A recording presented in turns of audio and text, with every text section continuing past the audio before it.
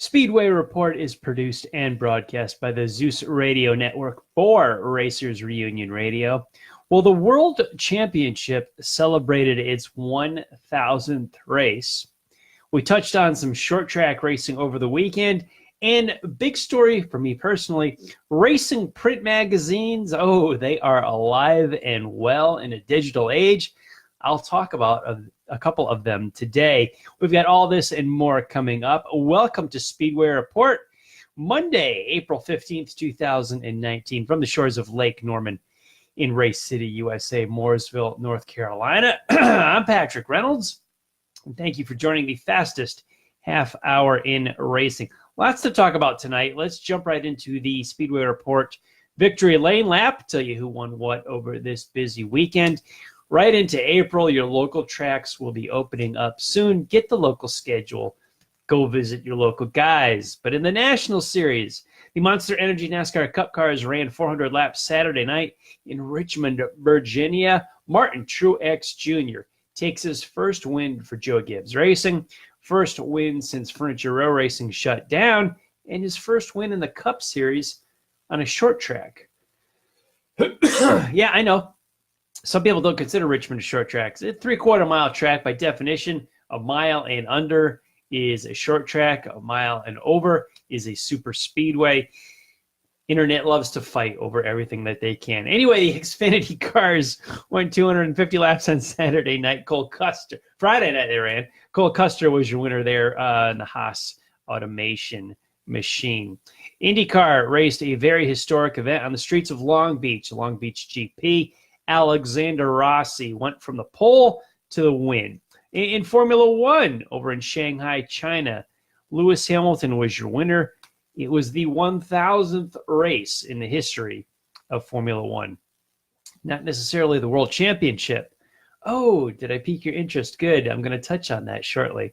In NHRA, they were down at Houston Raceway Park in Baytown, Texas. Brittany Force won Top Fuel, and Robert Height was your winner in Funny Car. Onto the dirt short tracks. Lucas Oil late models, well, they want big money in Major League Baseball. 1 out of 3, we'll call it. Friday night's race in Sharon, Ohio, rained out. Saturday in Hagerstown, Maryland, the big half mile, Jonathan Davenport won the 8 main there. And last night in at the Port Royal Speedway in Pennsylvania, they got rained out again. Sorry, fellas. They will go again well, not really. I think they got this weekend off. Easter's coming up and all that. Anyway, Lucas Oil 8 models, 1 out of 3.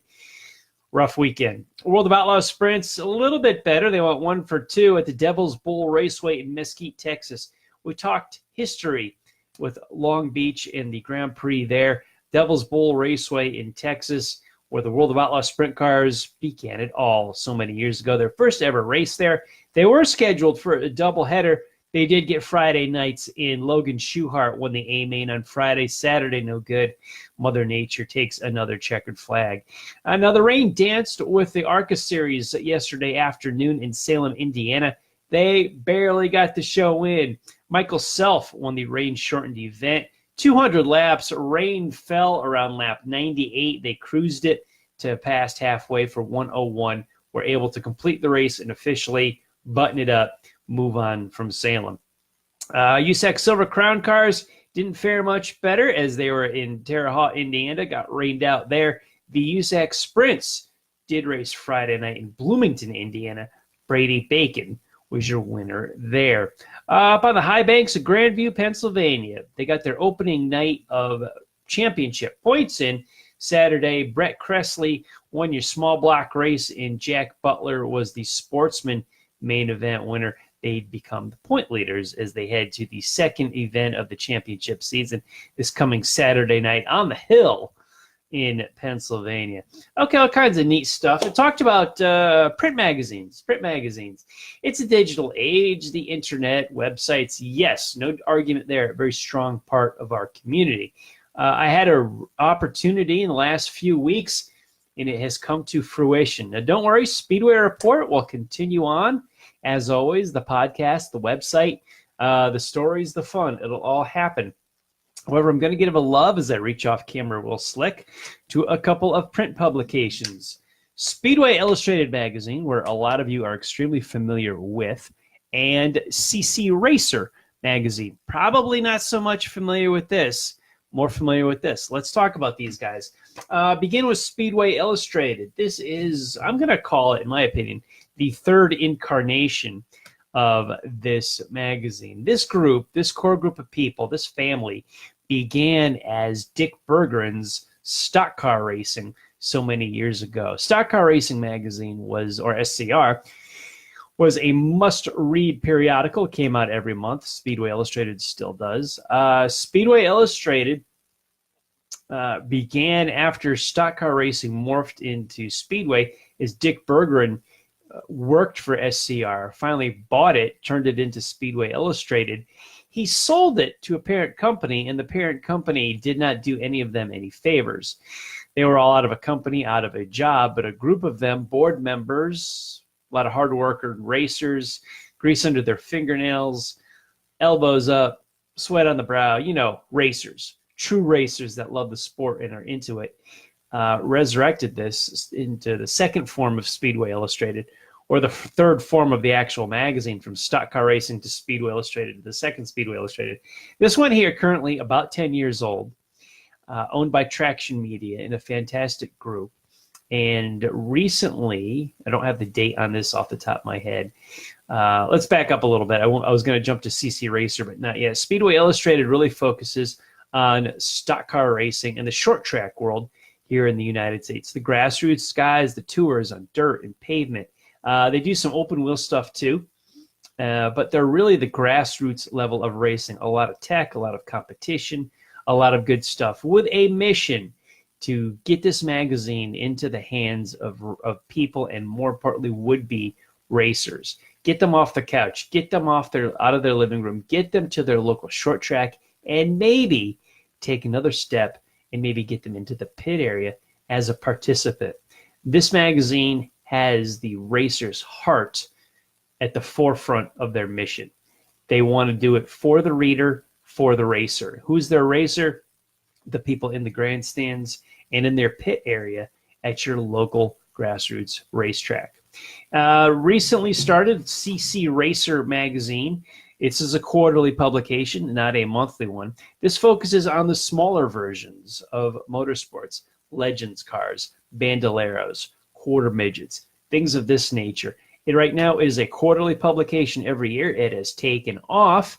And as myself, as a member of the racing community, I just began my first day of work today with CC Racer and Speedway Illustrated.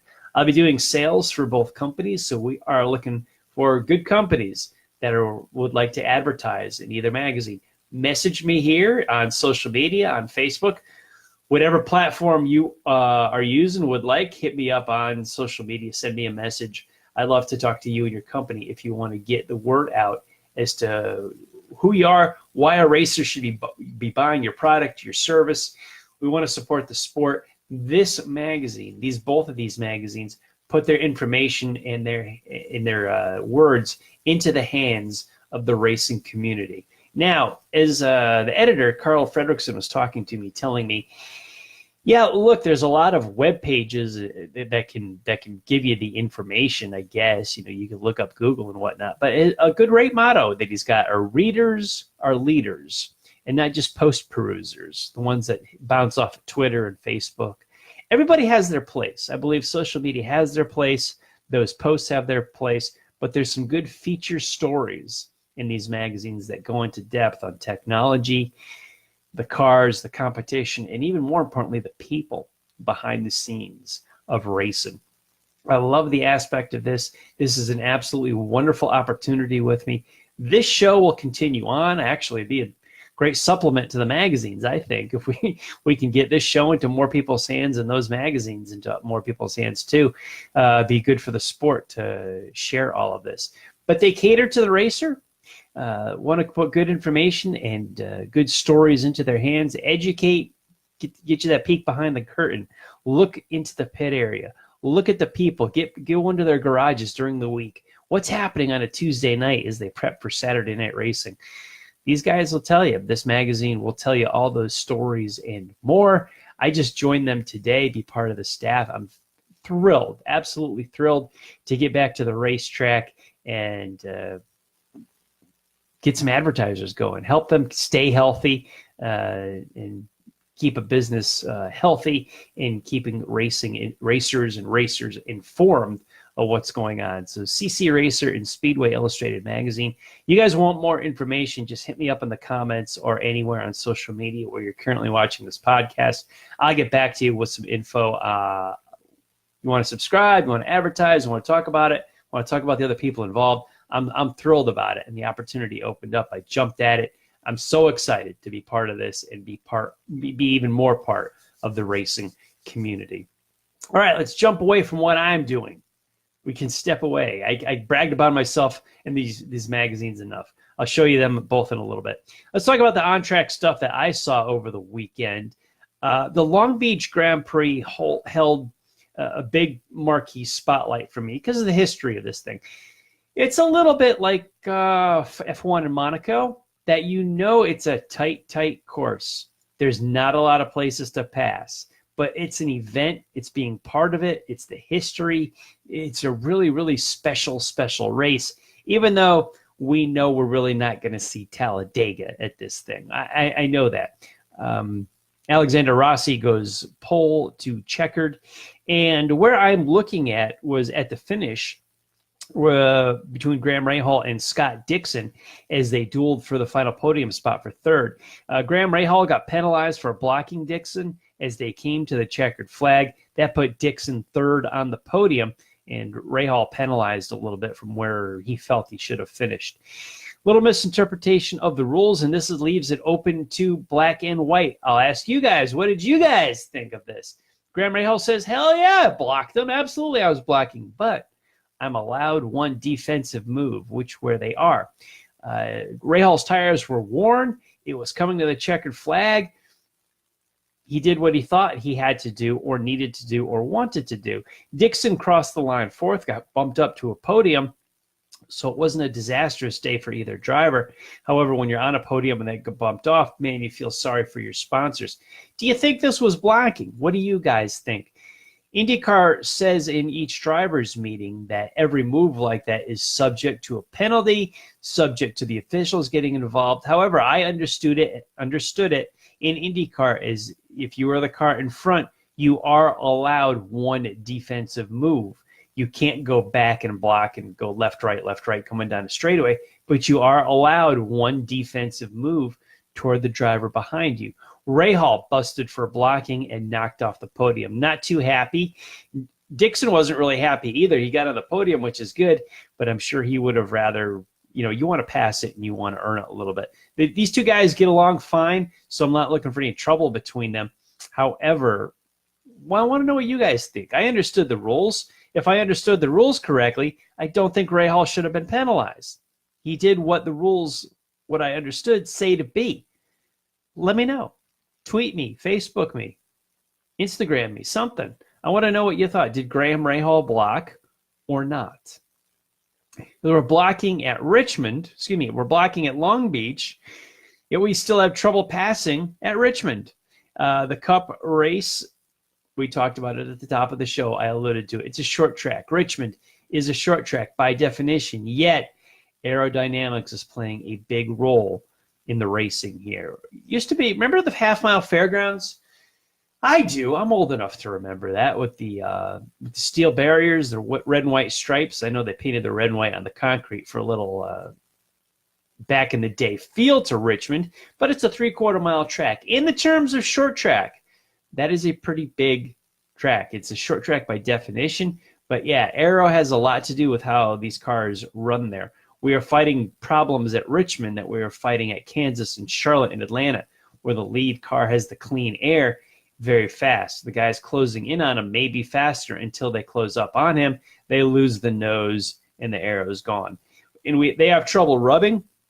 You don't want to bang up fenders and quarter panels at any of the downforce tracks. And it seems like you don't want to do it at Richmond either, which kind of sucks. Because Richmond, we should be leaning on each other. We should be trading paint. Not racing dirty, but we should be doing this. And man, here we are at Richmond, and it's almost like running a mile and a half. that tells I don't take the aero package if that's what we're stuck with. If we go to a track like Richmond, for crying out loud, one that we hold so special, so cherished in the palm of our hands, that because it's Richmond, we want that short track feel, and we're losing it. We've got Martinsville. Bristol's changed. God, we've debated that on this show plenty of times. Martinsville, the best track on the Cup Tour still, for my money. You're always going to see a good race there because there's no aero involved. The track forbids it. It's flat. It's tight. You just can't do it. Richmond, sweeping, wide, 3/4 of a mile. And yeah, it's like watching a downforce race, unfortunate. So I'm going to give this aero package a thumbs down at Richmond. And if we're racing short tracks like we do intermediate tracks because of the aero package, you've got a bad package. Case closed. I think we ought to get rid of all the downforce and go high horsepower, just the opposite way that they are going. But hey, I need a meme of Kermit sipping the tea. That's none of my business, is it? Yes, lots of horsepower, no downforce.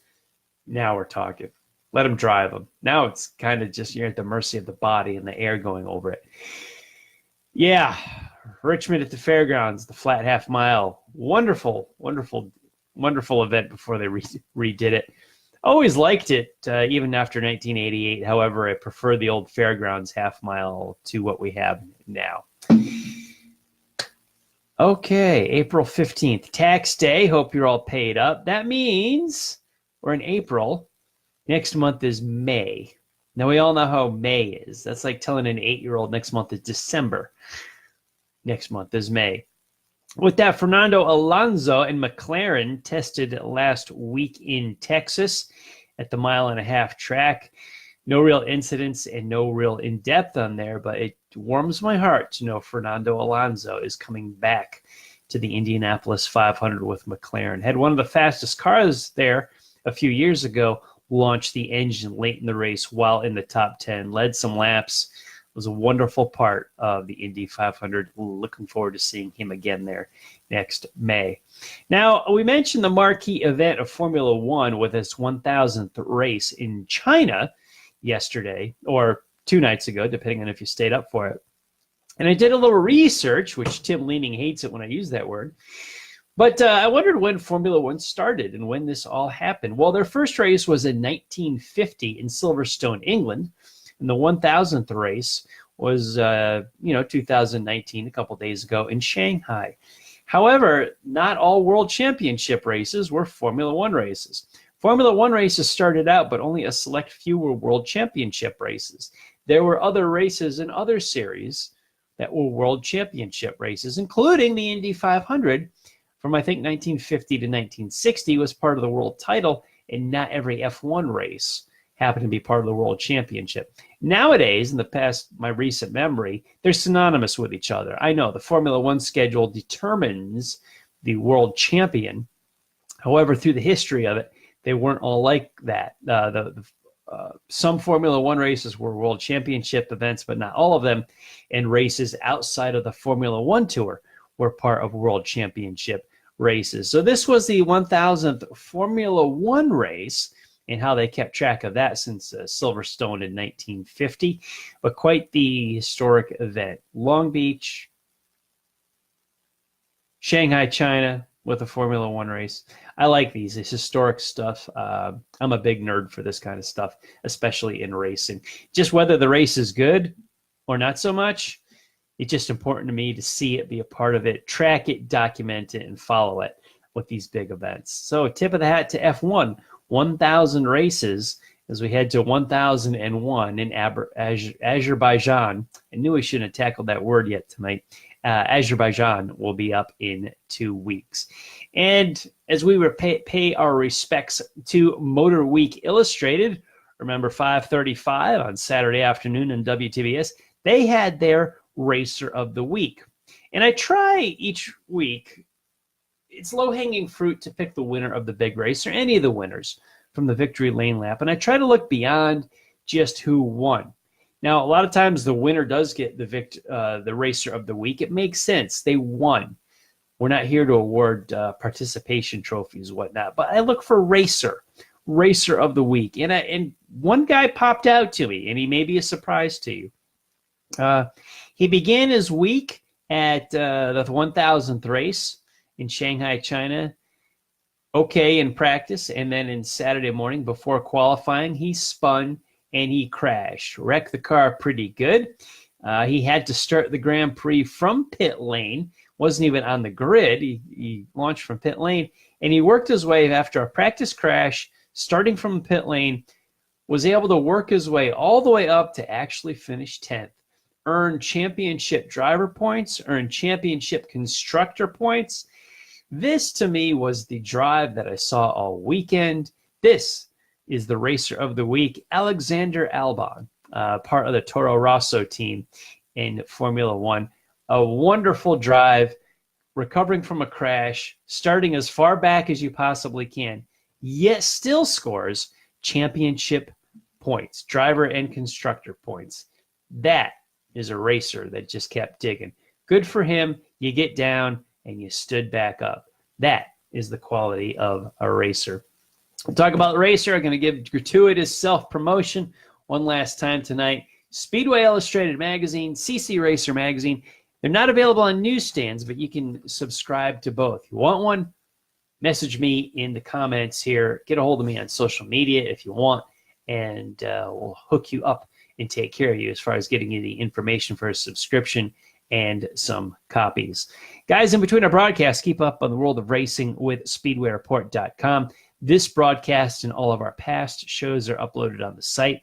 We've also got a bunch of racing articles to read. You can catch on the archive podcast and some stories on our Facebook page, Speedway Report with Patrick Reynolds, on the Racers Reunion Facebook page. Also, I am on Twitter at Speedway Report and at Speedway Pat.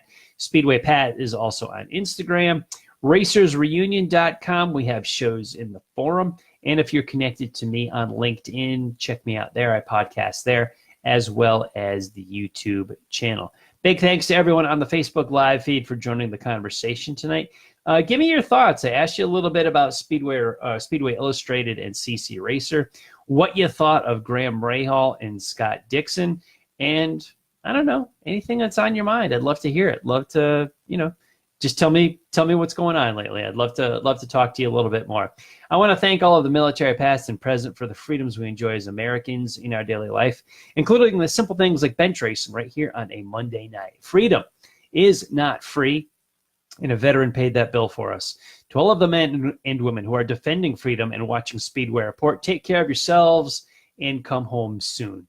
A special salute to the teachers, school staff, firefighters, police officers, and paramedics in our own communities. They are quiet and modest heroes every single day. God bless and thank you. You have been watching Speedway Report from the shores of Lake Norman in Race City, USA, Mooresville, North Carolina. Please give our Facebook page a like. It's Speedway Report with Patrick Reynolds. And you can give me a follow on Twitter. I am at Speedway Pat. Now, on the Drag Racing List Facebook page next, Bill and John and Barb have Racin' and Rockin' with draglist.com. We've got some cool music and some good drag racing talk. We will be back live here on Facebook 1 week Monday, October 22nd. We will look at the season opening race from Bowman Gray Stadium in Winston-Salem, North Carolina. USAC Sprints from Lawrenceburg, Indiana. The Pass Easter Bunny 150 from Hickory, North Carolina. And a whole lot of short track racing. Thank you all for joining us. Happy Easter, everyone. I'll see you all next week.